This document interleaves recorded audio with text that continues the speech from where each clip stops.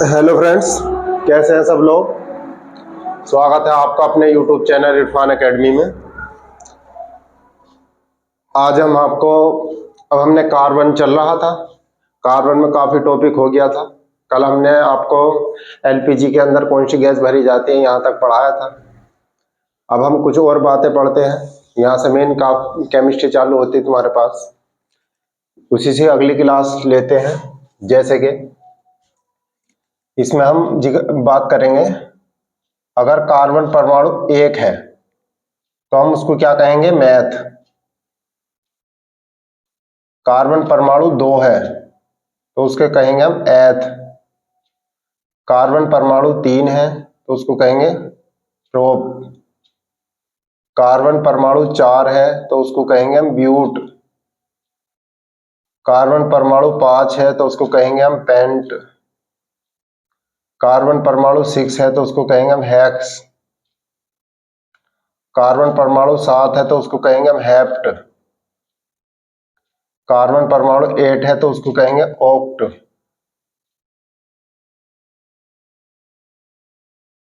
Carbon परमाणु नौ है तो उसको कहेंगे हम नॉन। कार्बन परमाणु 10 है तो उसको कहेंगे हम डेका या डेक। ठीक है, तो कार्बन परमाणु 10 है तो हम उसको क्या कहेंगे, डेक। डेक कहेंगे या डेका कहेंगे। ठीक है,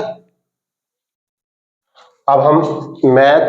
कार्बन परमाणु एक है तो मैथ, दो है एथ, तीन है प्रोप, चार है ब्यूट, पांच है पेंट, छह है हेक्स, सात है हेप्ट, आठ है ऑक्ट, नाइन है नॉन, 10 है तो डेक। ठीक है, इससे ज्यादा आपको कभी भी मालूम करा नहीं जाता। वैसे मालूम भी करता है तो 6 तक मालूम करता है, 7 8 में जहां तक मालूम करेगा वो हम उसकी जानकारी पूरी आपको दे देंगे।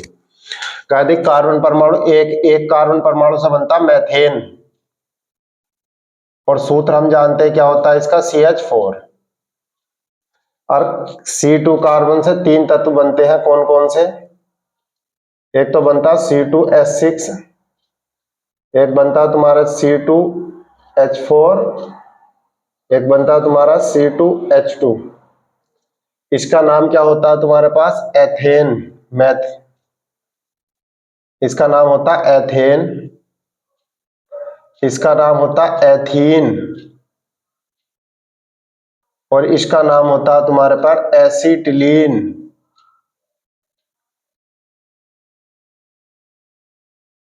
इसका उपयोग किया जाता है पॉलीथीन बनाने में।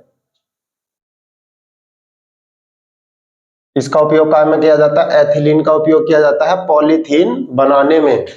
और एसिटिलीन का जो उपयोग किया जाता है, आपने देखा होगा, ये वेल्डिंग है।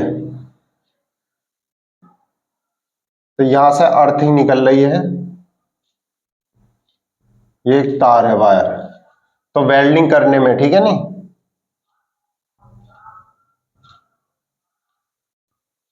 तो कौन सी गैस निकलती है तुम्हारी वेल्डिंग करने में, कौन सी गैस यूज की जाती है तुम्हारे पास, कौन सी गैस यूज किया जाती है तुम्हारे पास, एसिटिलीन। तो वेल्डिंग करने में कौन सी गैस ली जाएगी आपको, एसिटिलीन। चाहे मैं दो रोड बना देता हूं इसके अंदर, एक रोड तो मैं ये ले लूं और एक रोड में ये ले लूं, इन दोनों को जोड़ने में किस चीज का उपयोग किया जाता है तुम्हारे पास, वेल्डिंग का उपयोग किया जाता है। वेल्डिंग करने में एसिटिलीन उपयोग किया जाता है। कुछ जगह इसी का उपयोग जो होता है फलों को पकाने में भी किया जाता है। फिर प्रोप हो गया, ब्यूट हो गया, पेंट हो गया, हेक्स हो गया, हेप्ट हो गया, ऑक्ट। अब ऑक्टेन नंबर के बारे में बात क्या है, ऑक्ट नंबर। तो ऑक्ट में ऑयल की गुणवत्ता, मतलब फ्यूल की गुणवत्ता, quality of fuel, quality of fuel.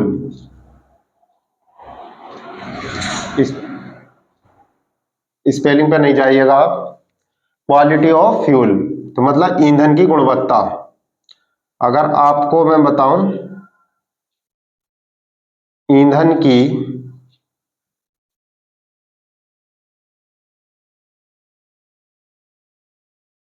ईंधन की गुणवत्ता जांचने में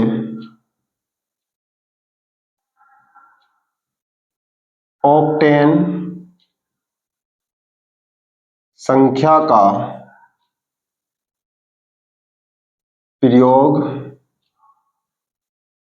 किया जाता है।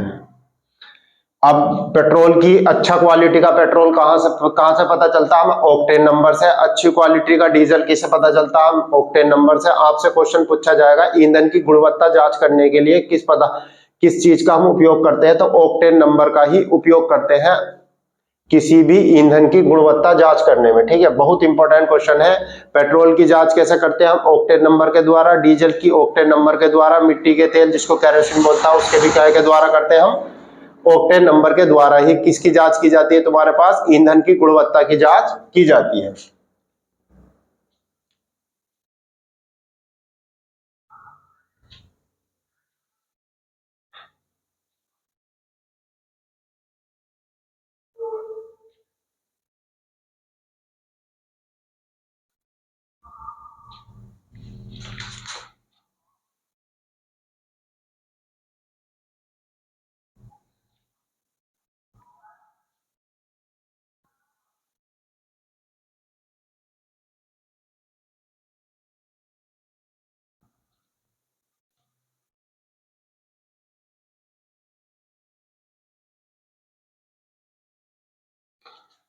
तो इसमें जो फ्यूल भरा जाता है ईंधन,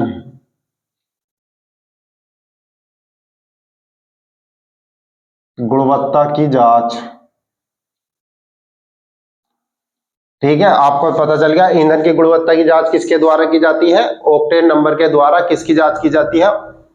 ईंधन की गुणवत्ता की जांच की जाती है। ठीक है, आपको यहां से क्वेश्चन आएगा तो आप कर देना। अब हम आपको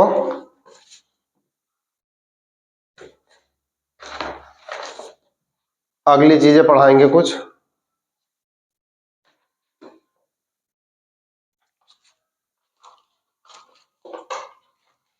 तो आपने उतार लिया ये कार्बन परमाणु, एक है तो मैथ, दो है, तीन है प्रोप, ब्यूट, पेंट एंड ये हो गया। ठीक है, आप इसको कंप्लीट कर लीजिएगा। अब आगे चलते हैं हम।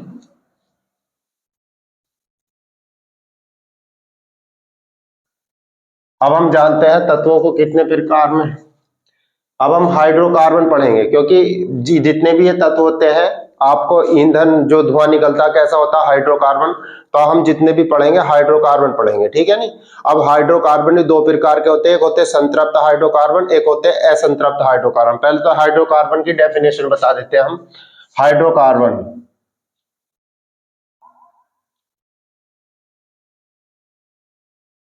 तो हाइड्रोकार्बन में क्या हुआ? जो पदार्थ हाइड्रोजन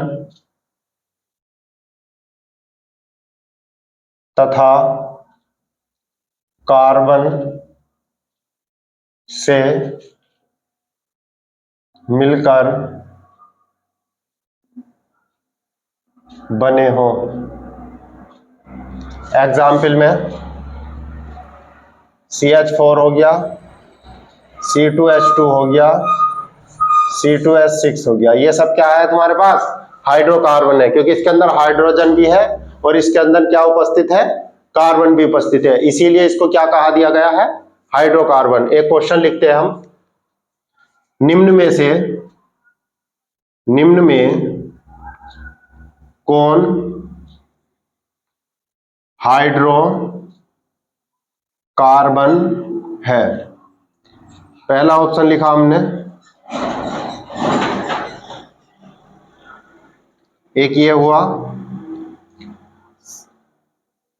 हाइड्रोकार्बन नहीं है। C2H2 हुआ,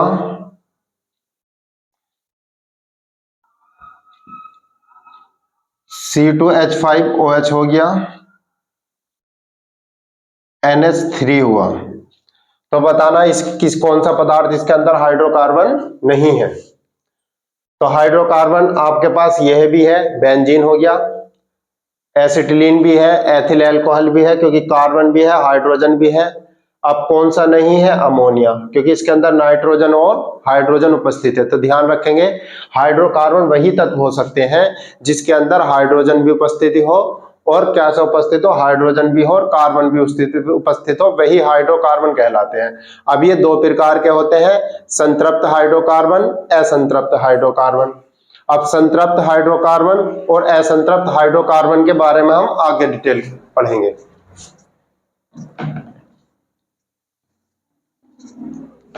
तुम्हें आगे पता चलता रहेगा कौन संतृप्त हाइड्रोकार्बन है, कौन असंतृप्त हाइड्रोकार्बन है। अब हम पढ़ते चलेंगे। इसमें एक होता है तुम्हारे पास एथेन,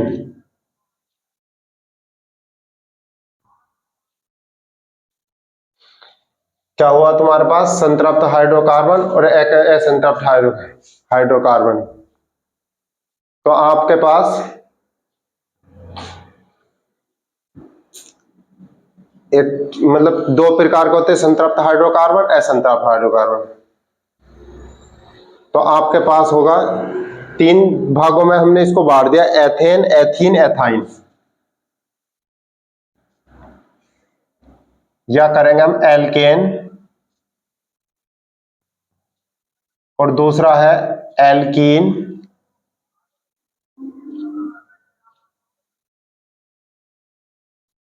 तीसरा है तुम्हारे पास एल्काइन।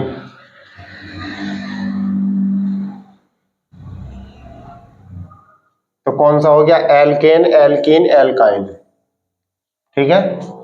अब हम ध्यान रखेंगे, एल्केन तत्वों का सूत्र क्या हो जाएगा तुम्हारे पास? सूत्र बहुत पूछा जाता है, CnH2n+2। ये क्या हो गया? एल्केन तत्वों का सूत्र क्या हो गया तुम्हारे पास? CnH2n+2। एल्कीन तत्वों का सूत्र क्या हुआ आपके पास? CnH2n। ठीक है। और एल्काइन का क्या हुआ तुम्हारे पास सूत्र? ये हुआ CnH2n-2। ओके, आपके पास इनका सूत्र पूछ लिया जाएगा। अब एल्केन तत्वों में कार्बन कार्बन के बीच में कैसा बॉन्ड होता है तुम्हारे पास? Single bond. ये भी बात ध्यान रखेंगे। इनमें कार्बन कार्बन के बीच में कितना बॉन्ड होता है? Double bond. और इनमें कार्बन कार्बन परमाणु के बीच कैसा बॉन्ड होता है तुम्हारे पास? Triple bond. ओके, ये कैसे होते हैं तुम्हारे पास? संतृप्त हाइड्रोकार्बन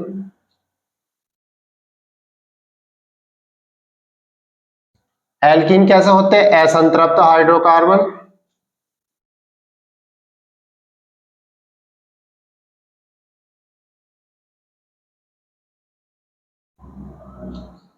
और ये भी कैसे होते हैं तुम्हारे पास? असंतृप्त हाइड्रोकार्बन।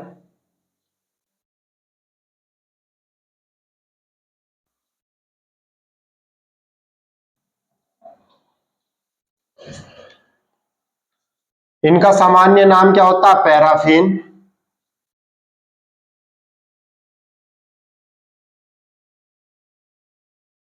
अन्य नाम लिख रहा हूं मैं इसका, पैराफिन। उपयोग में आती है कान की दवा बनाने में।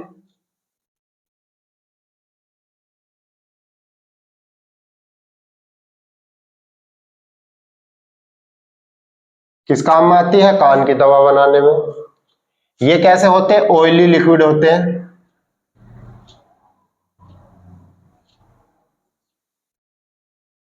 लिक्विड, ये ऑयली लिक्विड होते हैं। और ये इसमें क्या आता है तुम्हारे पास? एसिटिलीन।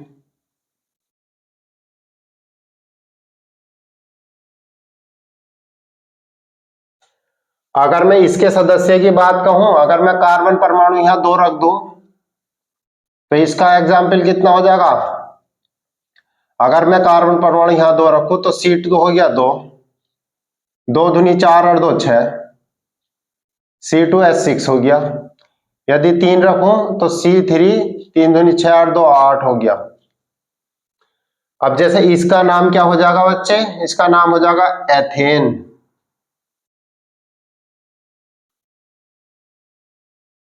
इसका नाम हो जाएगा प्रोपेन। अगर कार्बन परमाणु में यहां पर 2 रखूं तो C 2 दूनी 4 C2H4 हो जाएगा। इसका नाम क्या हो जाएगा तुम्हारे पास? एथीन। 3 रखूं तो C3H6 हो जाएगा। तो ब्यूटीन, मैथ एथ प्रोपीन। इसी ढंग से यहां करते हैं C2 2 दूनी 4 C2H2 होगा। यदि मैं 2 रखूं तो C तो 2 आ गया, 2 दूनी 4, 2 में से 2 गए, 2 बचेंगे। फिर यहां पर यदि मैं 3 रखता हूं तो 3 हो गया, 3 दूनी 6 में से 2 गए, कितने बचते हैं तुम्हारे पास? 4। अरे 3 दूनी 6, 6 में से 2 गए, कितने बचते हैं? 4। इसका नाम क्या हो जाएगा तुम्हारे पास? एथाइन। एसिटिलीन भी इसी का ही नाम है। इसका नाम क्या हो जाएगा तुम्हारे पास? प्रोपाइन। अब इन सभी में क्या जोड़ देते हैं? इनमें एन लगाते हैं, एन।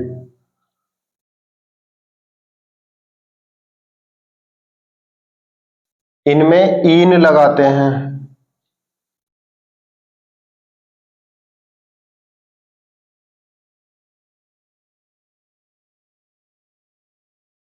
इनमें आयन लगाते हैं।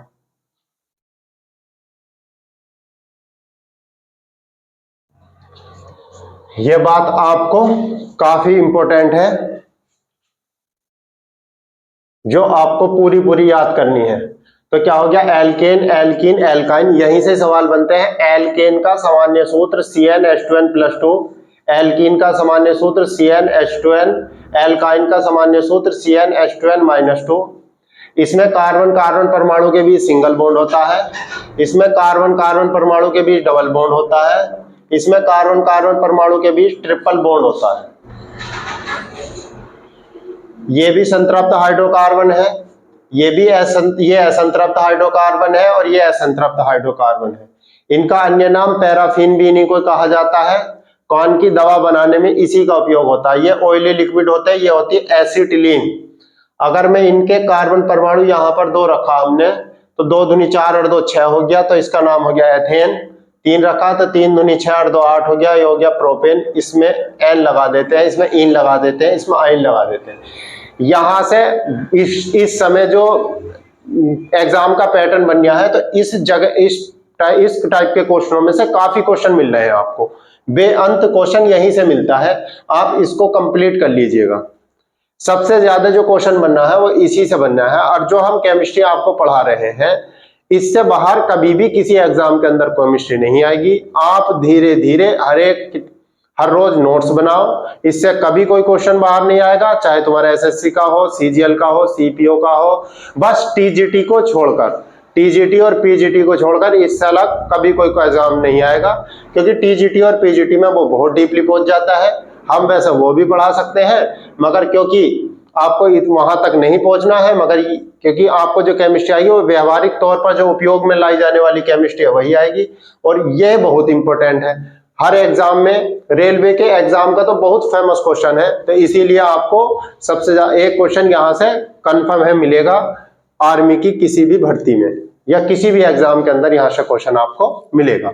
जैसे कि आपने ये उतार लिया होगा, मैं एक एग्जाम्पल लिख के आपको बता देता हूं।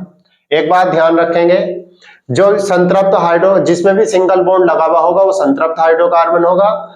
असंतृप्त हाइड्रोकार्बन में एक से अलग अलग बॉन्ड होगा, एक से ज्यादा बॉन्ड हो जाते हैं, तो वो हो जाता है तुम्हारे पास असंतृप्त हाइड्रोकार्बन। और आपको जैसे मैं ये कहूं, ये आपका बेंजीन का सूत्र है, तो बेंजीन एक चक्रीय व्यंजक भी है, चक्रीय संतृप्त हाइड्रोकार्बन, असंतृप्त हाइड्रोकार्बन भी है, चक्रीय भी है, और असंतृप्त हाइड्रोकार्बन भी है, क्योंकि इसके अंदर डबल बॉन्ड उपस्थित होते हैं, तो ये चक्रीय भी कहा जाता है। और असंतृप्त हाइड्रोकार्बन भी आता है, संतृप्त हाइड्रोकार्बन में ये नहीं आता है।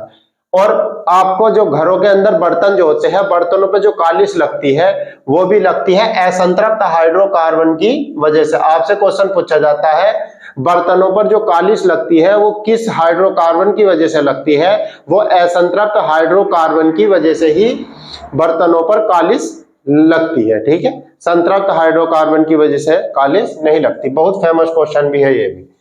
इसी के हम एक क्वेश्चन करके दिखाते हैं आपको, जैसे कि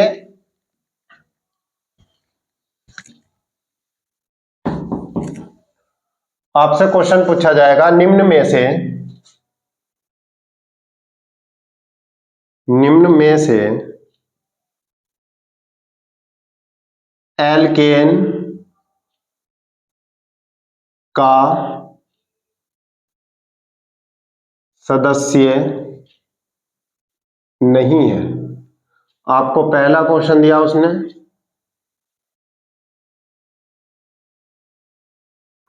दूसरा ऑप्शन दिया उसने,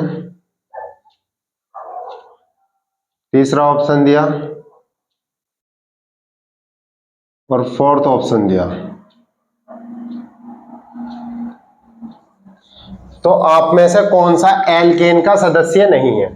तो अब एल्केन का सदस्य, ये इस टाइप में से एल्केन का सदस्य निकालने के लिए हमको क्या पता होना चाहिए? एल्केन का सूत्र का पता होना चाहिए।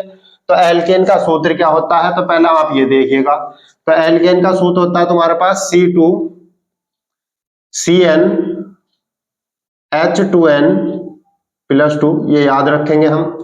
तो हमने कार्बन परमाणु कितना रखा? 3, तो ये तो 3 हुआ, और ये n की जगह 3 रखा, 3 दूनी 6, 3 दूनी 6 और 2 8, तो 8 हो गया। तो यह तो एल्केन का सदस्य है, तो यह भी है एल्केन का सदस्य। कौन सा नहीं है वो बात पूछ रहा उसने, तो क्योंकि नहीं वाला पूछा तो यो तो आंसर गलत हो गया आपका। अब इसे देखते हैं हम, तो मैंने क्या रखा? 4 रखा, और 4 दूनी 8 और 2 कितना हो गया? 10, तो यह भी है, मगर वो नहीं वाला पूछ रहा तो ये भी गलत हुआ। नीचे आ जाते हैं हम, तो कार्बन परमाणु 6 रखा हमने, यहां पर 6 रख लिया,